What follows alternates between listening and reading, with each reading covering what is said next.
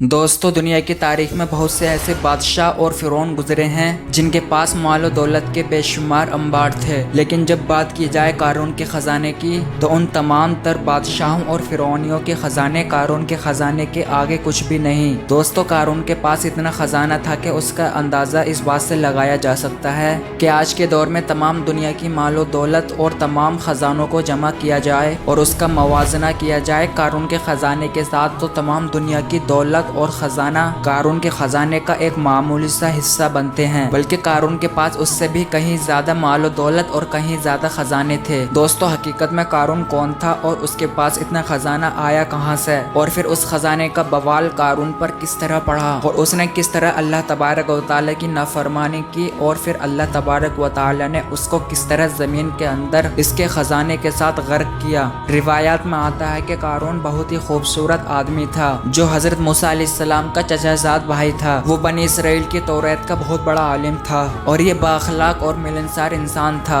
لیکن بے شمار مال و دولت کے آتے ہی ایک دم سے بدل گیا اور حضرت موسیٰ علیہ السلام کا بہت بڑا دشمن اور مغرور ہو گیا۔ دوستو اس کے پاس اتنا خزانہ تھا کہ 70 اونٹ اس کے خزانے کی چابی لے کر چلا کرتے تھے۔ بعض روایات میں آتا ہے کہ قارون لوگوں کو سود پر مال دیا کرتا تھا، جس کے بدلے میں وہ لوگوں سے دوگنا وصول کیا کرتا تھا۔ اس طرح آہستہ آہستہ یوں وقت گزر گیا اور اس کے پاس کثیر تعداد میں مال و دولت جمع ہو گیا اور یہ مصر کا امیر ترین شخص بن گیا۔ ادھر جب اللہ تعالی نے زکوٰۃ کا حکم نازل کیا تو حضرت موسیٰ علیہ السلام نے اس کو زکوٰۃ دینے کا کہا۔ اس وقت اس نے حضرت موسیٰ علیہ السلام کے روبرو یہ عہد کر لیا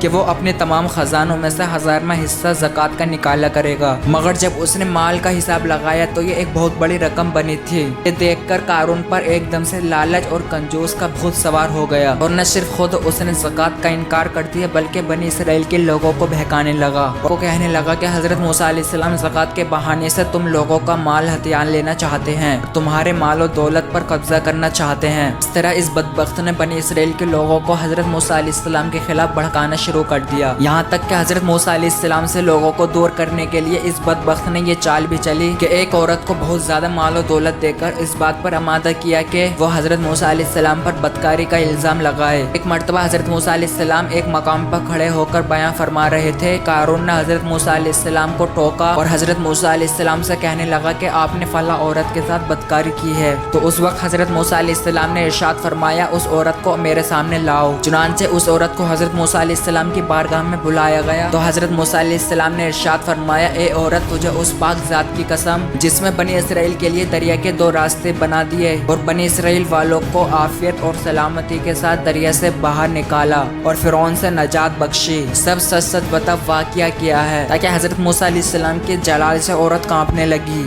اور اس نے بڑے مجمع میں صاف صاف کہہ دیا کہ اے اللہ تبارک و تعالی کے نبی، مجھے قارون نے کثیر دولت دے کر آپ پر بہتان لگانے کے لیے آمادہ کیا ہے۔ اس وقت حضرت موسیٰ علیہ السلام کی آنکھوں میں آنسو آ گئے اور آپ اللہ تبارک و تعالی کی بارگاہ میں سجدہ شکر کے لیے گر گئے اور یہ دعا مانگنے لگے یا رب العالمین قارون پر اپنا قہر و عذاب نازل فرما۔ اس دعا کے بعد حضرت موسیٰ علیہ السلام نے بھرے مجمع میں یہ ارشاد فرمایا جو کوئی قارون کے ساتھی ہے، جو کوئی قارون کا ساتھی ہے وہ قارون کے ساتھ کھڑا رہے اور جو میرا ساتھی ہے تو وہ قارون سے جدا ہو جائے۔ چنانچہ اس وقت 2 افراد کی سوا تمام بنی اسرائیل والے قارون سے الگ ہو گئے۔ پھر حضرت موسیٰ علیہ السلام نے زمین کو حکم دیا کہ اے زمین اس کو پکڑ لے، اور اس وقت زمین نے قارون کو ایک دم گھٹنوں تک زمین میں دھسا دیا۔ پھر دوبارہ حضرت موسیٰ علیہ السلام نے زمین سے یہی حکم ارشاد فرمایا تو قارون کمر تک زمین کے اندر دھس گیا۔ یہ منظر دیکھ کر قارون رونے لگا اور التجا کرنے لگا اور اپنے رشتہ داری کے واسطے دینے لگا، مگر حضرت موسیٰ علیہ السلام نے قارون کی طرف کوئی توجہ نہیں فرمائی، یہاں تک کہ یہ بدبخت مکمل طور پر زمین کے اندر دھس گیا۔ اس وقت وہ 2 آدمی جو قارون کے ساتھ ہی تھے وہ لوگوں سے کہنے لگے کہ حضرت موسیٰ علیہ السلام نے قارون کو زمین کے اندر اس لیے دھسایا ہے تاکہ حضرت موسیٰ علیہ السلام کے قارون کے خزانے پر قبضہ کر سکیں۔ تو اس وقت حضرت موسیٰ علیہ السلام نے اللہ تبارک و تعالی کی بارگاہ میں یہ دعا کی کہ قارون کا مکان اور خزانہ بھی زمین کے اندر دھسا دیا جائے۔ تو اللہ تعالی کے حکم سے قارون کا مکان اور خزانہ بھی زمین کے اندر دھسا دیا گیا اور قارون کا سب کچھ زمین کے اندر غرق ہو گیا، جس طرح کہ اللہ تبارک و تعالی نے قرآن پاک میں ارشاد فرمایا، اور جو بخل کرتے ہیں اس چیز میں جو اللہ تبارک و تعالی نے اپنے فضل سے دی، ہرگز اسے اپنے لیے اچھا نہ سمجھیں بلکہ ان کے لیے برا ہے۔ عنقریب وہ جس میں بخل کیا کرتے تھے قیامت کے دن ان کے گلے میں توق ہوگا، اور اللہ ہی وارث ہے زمین اور آسمانوں کا۔ اللہ تبارک و تعالی تمہارے کاموں سے خبردار ہے۔